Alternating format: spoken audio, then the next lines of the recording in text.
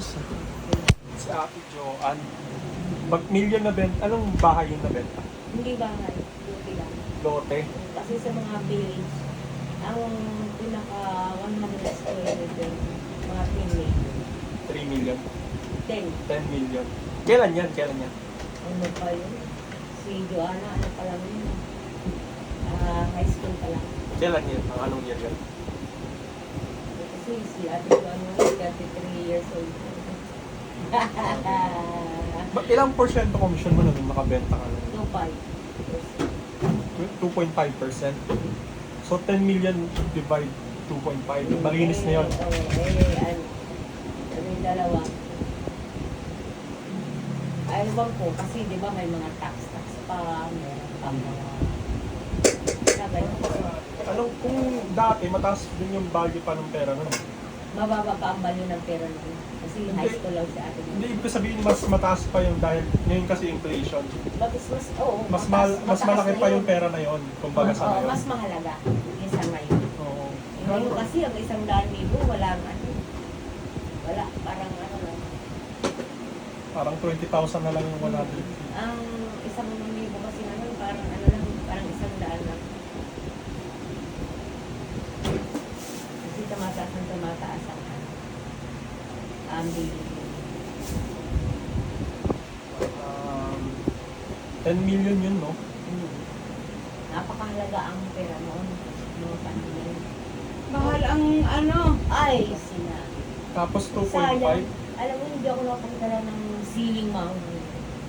Boy, dami ko na ng bunga. Kahit nga kay auntie, sabi, hindi mo kami dinala. Mahal-mahal ang ceiling. So nakaano ka no? Nakakubra ka no ng 250k. Laki din. Isang lote.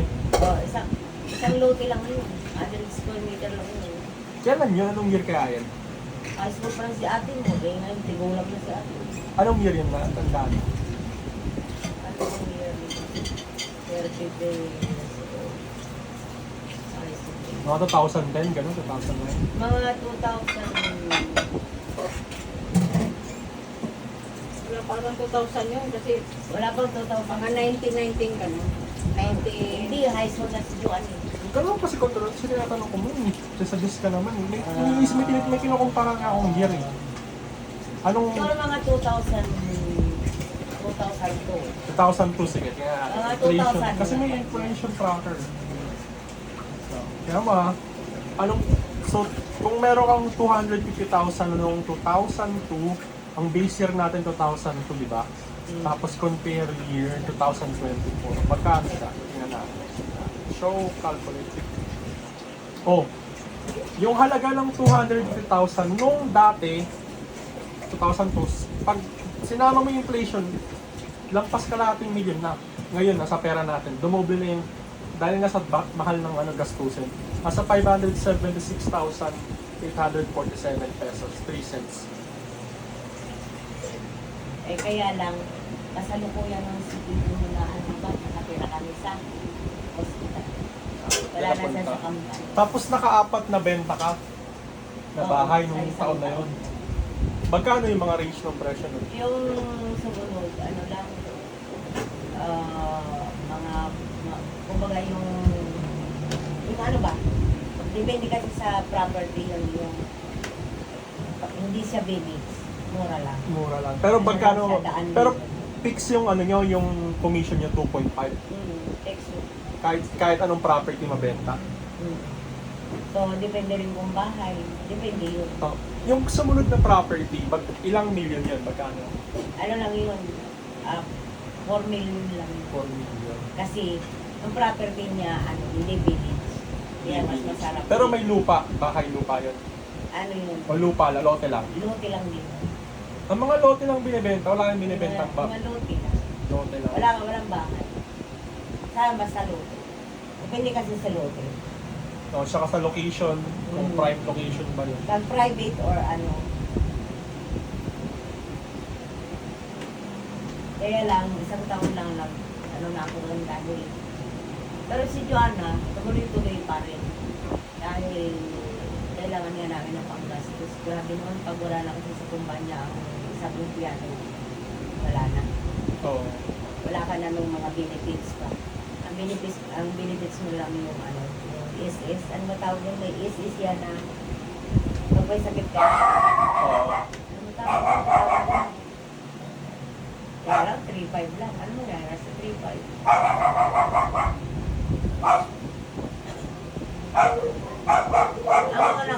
Ang mga napagbilin ko naman, mga ano ko lang, mga customer ko lang.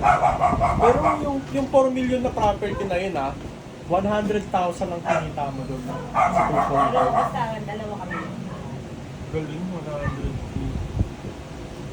Basta, ang pinakamataas lang doon yung ano, itong una. Oo. Yung basta, depende kasi sa pero masarap pag yung nakapagbili. Oo, sarap Poros talaga. ano, poros mga suki ko mga ano, yung mga mayayaman. So, kaya lang, nakakapagod din kasi kailangan yung ano, dila ang ano, Oo, yan. dila, yung Laway. kaya nakakapagod din sa dila. Mahirap. The value. Yung 100K dati, noong 2002, 230,000 na siya ngayon sa pera natin. So, 130.74% ang binagsak ng piso. Grabe. Kaya, Pero ang dala ngayon, mataas. Kaya lang, pag sa atin na, wala na. Ang sarap ng mga panahon, ng mga year of 90s, 94. Sa'yo, mga ganyan, yung 2000. mapera. Ang sarap po. Mag 1,000 mo, yung napakalaki na box ng Oo. mga dala-dala mo. Eh ngayon, wala nang, ngayon, ang 1,000 kulang pa itapon ng bata eh. Wala nang value. No? Wala. I mean, meron pa, pero sobrang bag. Pag di na lang nabibili. Pag merienda na lang. Pagkakain ka sa mga restaurant, wala. Ubus na. Wala. Maria na lang yung isang. Kung nung time na yun, Tia Marlene, kung yung, di ba yung kumikita ka ng ganong pera, tapos in-invest mo sa stocks, kasi nung 1993, yung value ng Jollibee per share niya, nasa 9 pesos lang. Pag bumili ka ng share niya, 9 pesos. Yung mga time noon, yung mga 94, wala pa ng Jollibee kaya. Hindi. Jollibee na, yung share ng kumpanya. Hindi yung bibili ka ng pagkain. Ibig ko sabihin yung, bibili mo yung parte ng kumpanya nila. Like, 9 pesos yun. Ba, bumili ka ng 1,000 share, 9,000 yun. Nung panahon kasi na yun, Nung panahon na yon, 9,000 yon. oo. Ngayon, ang isang